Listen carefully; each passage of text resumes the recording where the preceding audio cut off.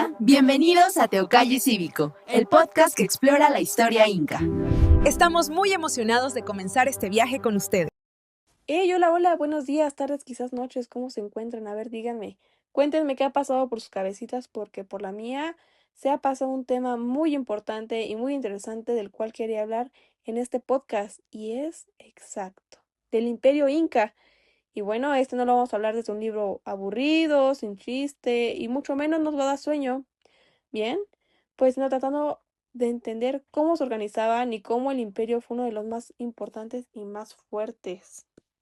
También que los incas lograron controlar territorio enorme que iba desde el sur de Colombia hasta el norte de Chile y Argentina.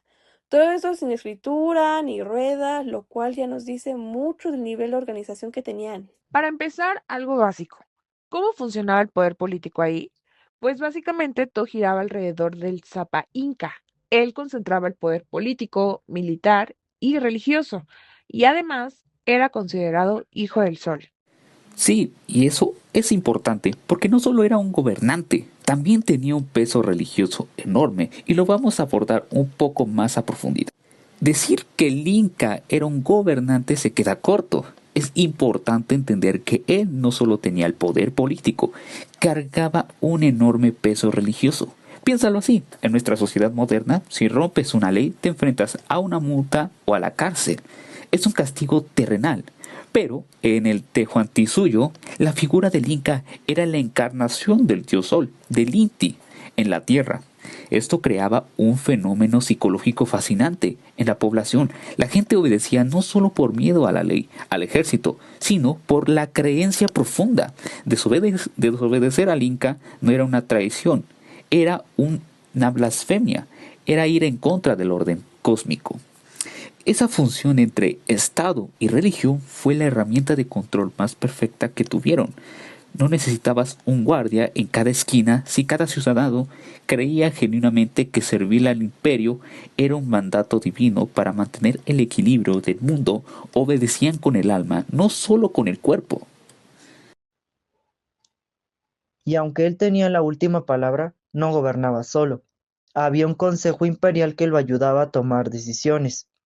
Su papel no era simplemente el aconsejar al gobernante, era una especie de tribunal supremo encargado de la impartición de justicia, compuesto principalmente por 12 personas.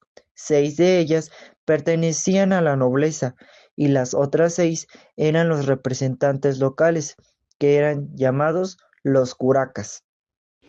Exacto, y la verdad es que los curacas sí eran súper importantes, porque eran los que estaban más cerca de la gente. Ellos eran como el enlace entre el Inca y el pueblo.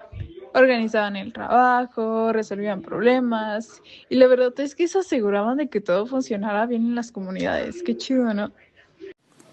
Algo que a mí me llamó la atención es que sí tenían funcionarios públicos, aunque no como los conocemos hoy. Desglosemos esto. Primero tenías a los gobernadores o opukunás, que administraban regiones gigantescas, pero el sistema tenía sus propios mecanismos de control de calidad. Los inspectores, había una figura llamada el tucuyricui, que literalmente significaba el que todo lo ve, algo similar a los ediles que existían en Roma. Eran los ojos del emperador. Viajaban de incógnito para asegurarse de que los gobernadores no estuvieran robando. Aquí es donde entran también los Quipucamayok. Estas personas eran los encargados de llevar las cuentas de papel sin usar lápiz ni otras cosas. Era algo llamado quipus lo que usaban precisamente, que era un sistema de cuerdas y nudos. O sea, tenían todo un sistema administrativo bien organizado, sin papel ni números como nosotros. Y lo más impresionante es que, sin tener escritura como la nuestra, igual lograban llevar un control enorme de todo. Con los quipus registraban cuánta gente había, qué producían, cuánto trabajo debían y cómo se organizaban. O sea, era un sistema bien pensado para su época. Y en cuanto a la recaudación de impuestos, es un tema bastante interesante porque su sistema tributario no estaba basado precisamente como lo conocemos actualmente. Para ellos, la recaudación de impuestos era a través de un trabajo manual, o sea, realizado de manera corporal. Los impuestos eran recaudados por medio de una actividad manual que realizaban los ciudadanos. Entre más mita, como la denominaban ellos, existía un aumento de la riqueza del Estado.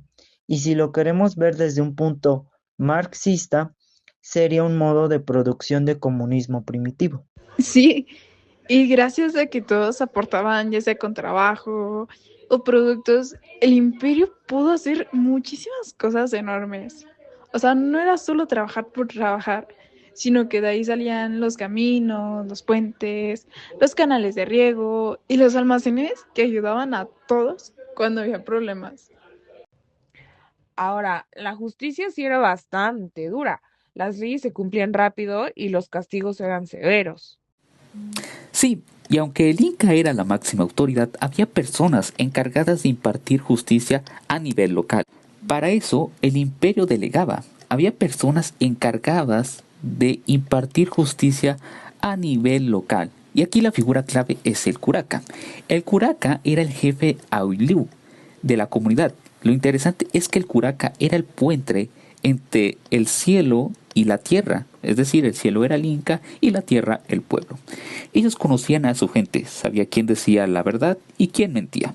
Su rol era vital porque resolvían los conflictos pequeños antes de que se volvieran grandes o problemas para el Estado.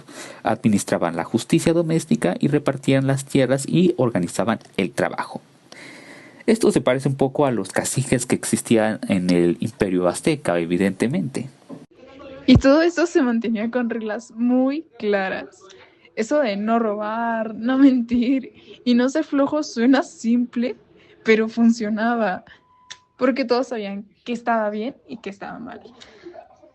Y así se mantenía el orden en todo el imperio.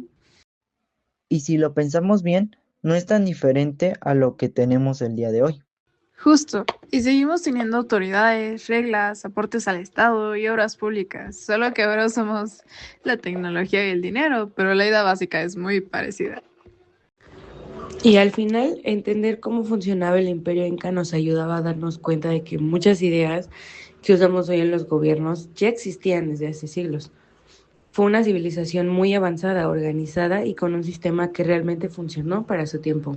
Y bueno, ya para dar cierre a este maravilloso podcast, en resumen, el Imperio Inca fue una civilización súper organizada y adelantada a su tiempo. Su forma de gobierno y administración de control social nos demuestra que no se necesita tecnología moderna para crear un estado fuerte, sino una organización y una gran cooperación entre todos. Conocer cómo funcionaban, pues nos ayuda a entender que muchas bases del gobierno actual vienen de un sistema tan antiguo o muy antiguo.